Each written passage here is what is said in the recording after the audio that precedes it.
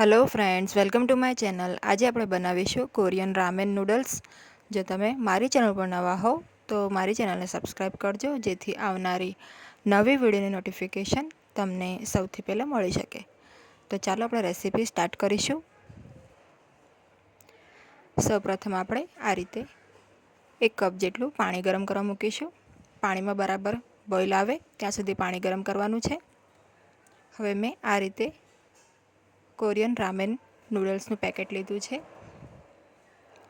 આ 96 ગ્રામનું પેકેટ છે। એની સાથે બે આ રીતે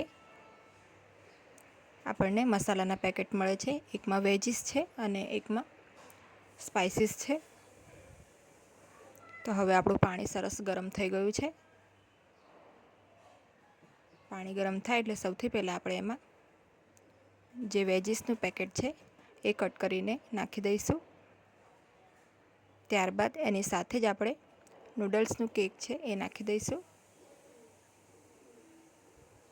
હળવા હાથે ફ્લિપ કરી લઈશું। નૂડલ્સ આપણે તૂટે નહીં એનું ધ્યાન રાખીશું। ફક્ત 3 મિનિટ આપણે આને કૂક કરવાનું છે। ગેસની ફ્લેમ બંધ કરી દઈશું।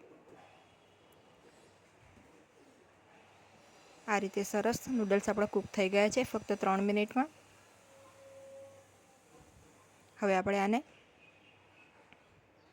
આ રીતે પ્લેટમાં કાઢી લઈશું, અથવા તો તમે પેનમાં પણ રાખીને જે આમાં સિઝનિંગનો મસાલો આવે છે એ સ્પ્રિંકલ કરી શકો છો। તો અહીંયા મેં પ્લેટમાં નૂડલ્સ કાઢી લીધા છે। ઉપરથી આપણે આ મસાલો સ્પ્રિંકલ કરી દઈશું અને સારી રીતે મિક્સ કરી લઈશું। તો રેડી છે આપણા કોરિયન રામેન નૂડલ્સ। એકદમ ફટાફટ બની જાય છે, સ્વાદમાં તો બેસ્ટ છે જ। જો તમને આજની મારી આ રેસીપી ગમી હોય તો વિડીયોને લાઇક અને શેર કરજો અને મારી ચેનલને સબસ્ક્રાઈબ કરજો। Thanks for watching.